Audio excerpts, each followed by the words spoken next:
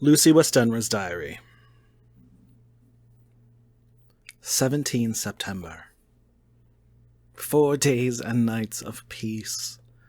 I'm getting so strong again that I hardly know myself. It is as if I had passed through some long nightmare and had just awakened to see the beautiful sunshine and feel the fresh air of the morning around me. I have a dim half-remembrance of long, anxious times of waiting and fearing, darkness in which there was not even the pain of hope to make present distress more poignant, and then long spells of oblivion, and the rising back to life as a diver coming up through a great press of water. Since, however, Dr. Van Helsing has been with me, all this bad dreaming seems to have passed away. The noises that used to frighten me out of my wits, the flapping against the windows, the distant voices which seemed so close to me, the harsh sounds that came from I know not where and commanded me to do I know not what, have all ceased. I go to bed now without any fear of sleep. I do not even try to keep awake. I have grown quite fond of the garlic, and a box full arrives for me every day from Haarlem. Tonight Dr. Van Helsing is going away, as he has to be for a day in Amsterdam, but I need not be watched. I'm well enough to be left alone. Oh, thank God for Mother's sake, and dear Arthur's, and for all our friends who have been so kind. I shall not even feel the change, for last night Dr. Van Helsing slept in his chair a lot of the time. I found him asleep twice when I awoke, but I did not fear to go to sleep again, although the boughs or bats or something napped almost angrily against the window panes. Dr. Seward's Diary. 17 September. I was engaged after dinner in my study, posting up my books, which, through press of other work and the many visits to Lucy, had fallen sadly into arrear. Suddenly the door was burst open, and in rushed my patient, with his face distorted with passion. I was thunderstruck, for such a thing as a patient getting of his own accord into the superintendent's study is almost unknown. Without an instant's pause, he made straight at me. He had a dinner knife in his hand, and, as I saw he was dangerous, I tried to keep the table between us. He was too quick and too strong for me, however, for before I could get my balance, he had struck at me and cut my left wrist rather severely. Before he could strike again, however, I got in my right, and he was sprawling on his back on the floor. My wrist bled freely, and quite a little pool trickled onto the carpet. I saw that my friend was not intent on further effort, and occupied myself binding up my wrist, keeping a wary eye on the prostrate figure all the time. When the attendants rushed in, and we turned our attention to him, his employment positively sickened me. He was lying on his belly on the floor, licking up, like a dog, the blood which had fallen from my wounded wrist. He was easily secured, and, to my surprise, went with the attendants quite placidly, simply repeating over and over again, "The blood is life. The blood is life." I cannot afford to lose blood just at present.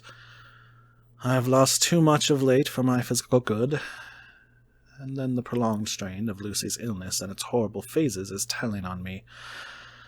I am over-excited and weary, and I need rest.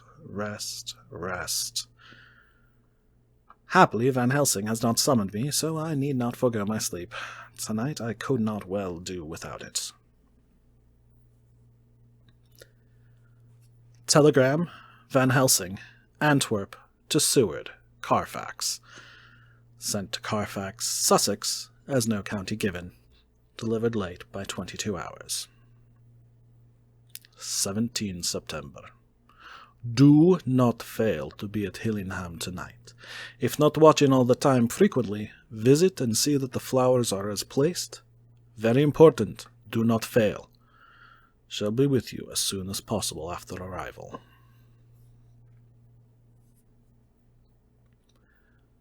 Memorandum left by Lucy Westenra. 17 September. Night.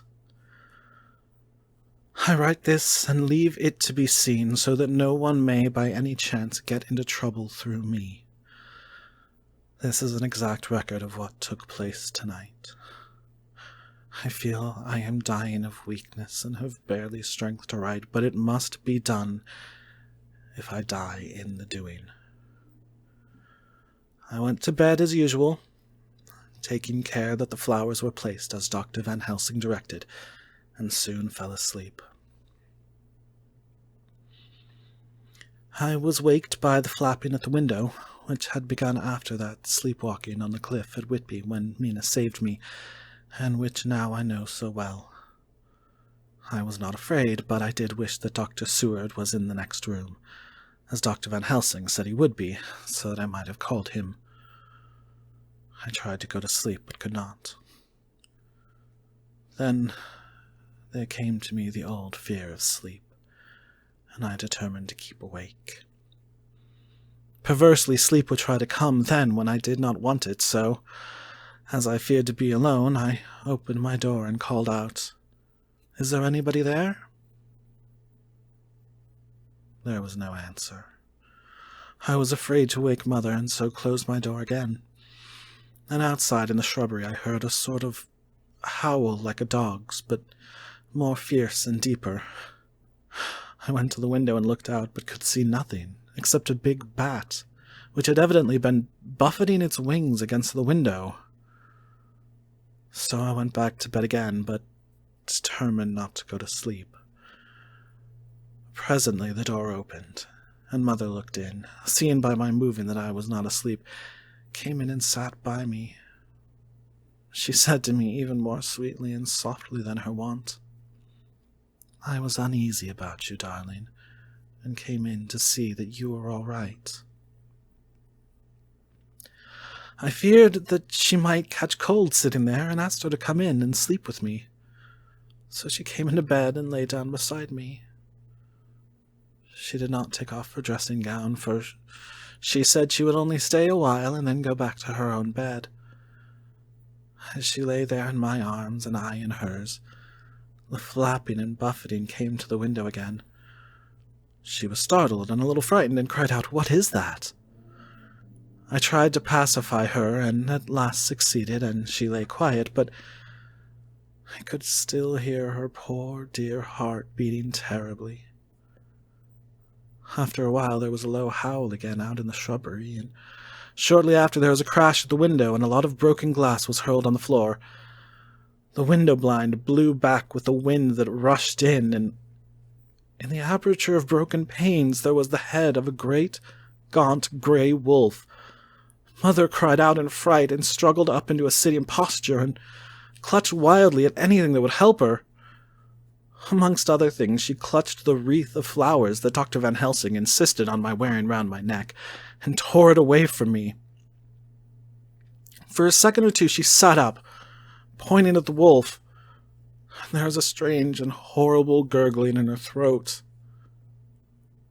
And she fell over, as if struck with lightning, and her head hit my forehead and made me dizzy for a moment or two. The room and all round seemed to spin round. I kept my eyes fixed on the window, but the wolf drew its head back, and a whole myriad of little specks seemed to come blowing in through the broken window, and wheeling and circling round like the pillar of dust that travellers describe when there is a simoon in the desert. I tried to stir, but there was some spell upon me, and dear Mother's poor body, which seemed to grow cold already, for her dear heart had ceased to beat, weighed me down, and I remembered no more for a while. The time did not seem long, but very, very awful, till I recovered consciousness again. Somewhere near a passing bell was tolling, the dogs all round the neighbourhood were howling, and in our shrubbery, seemingly just outside, a nightingale was singing. I was dazed and stupid with pain and terror and weakness, but the sound of the nightingale seemed like the voice of my dead mother come back to comfort me. The sound seemed to have awakened the maids, too, for I could hear their bare feet pattering outside my door. I called to them, and they came in, and when they saw what had happened and what it was that lay over me in the bed, they screamed out. The wind rushed in through the broken window, and the door slammed to. They lifted off the body of my dear mother and laid her, covered up with a sheet, on the bed after I had got up.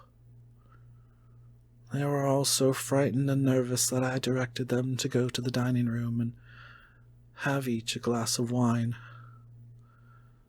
The door flew open for an instant and closed again.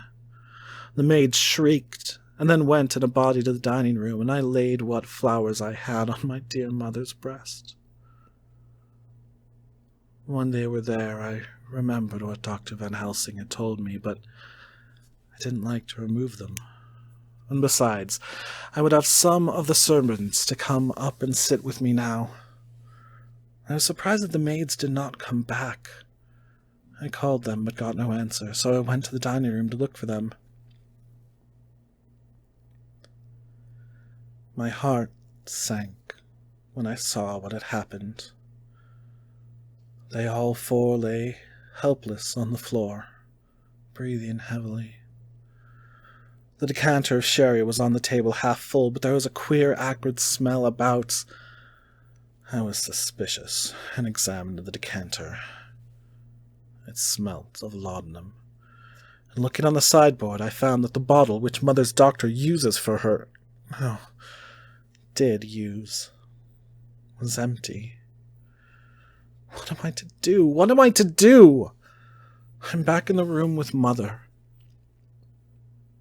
I cannot leave her, and I am alone, save for the sleeping servants whom someone has drugged. Alone with the dead. I dare not go out, for I can hear the low howl of the wolf through the broken window. The air seems full of specks, floating and circling in the draught from the window, and the lights burn blue and dim. What am I to do? God shield me from harm this night. I shall hide this paper in my breast, where they shall find it when they come to lay me out. Oh, my dear mother gone. It is time that I go too. Goodbye, dear Arthur, if I should not survive this night. God keep you, dear, and God help me.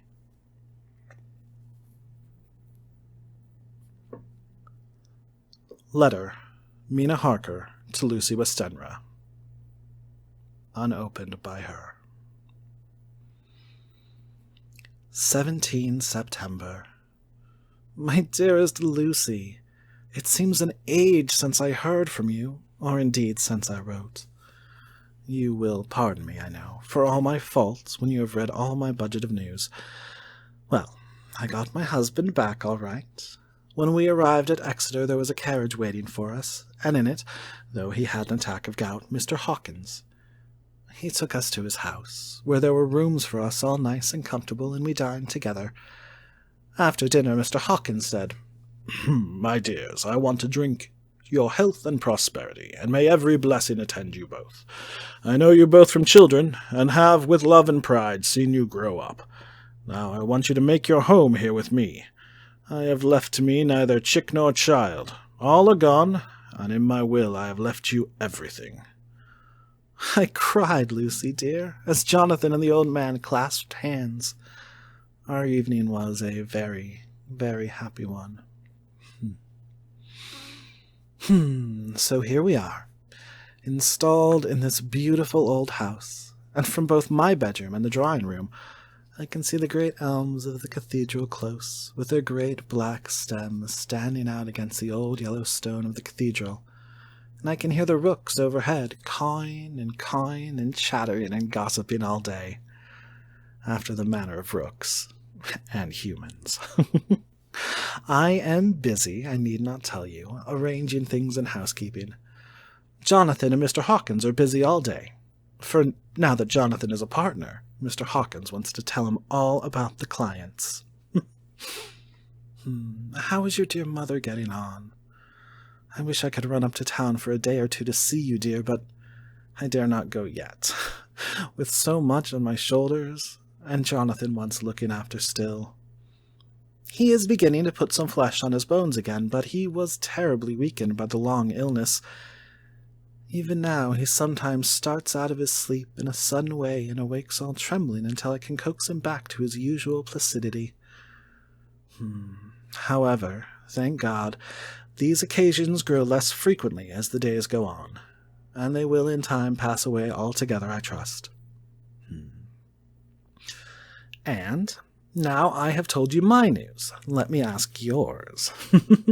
When are you to be married, and where, and who is to perform the ceremony, and what are you to wear, and is it to be a public or a private wedding? Tell me all about it, dear. Tell me all about everything, for there is nothing which interests you which will not be dear to me. Jonathan asked me to send his respectful duty, but I do not think that is good enough from the junior partner of the important firm Hawkins and Harker. And so, as you love me, and he loves me, and I love you with all the moods and tenses of the verb, I send you simply his love instead. Goodbye, my dearest Lucy, and all blessings on you. Yours, Mina Harker.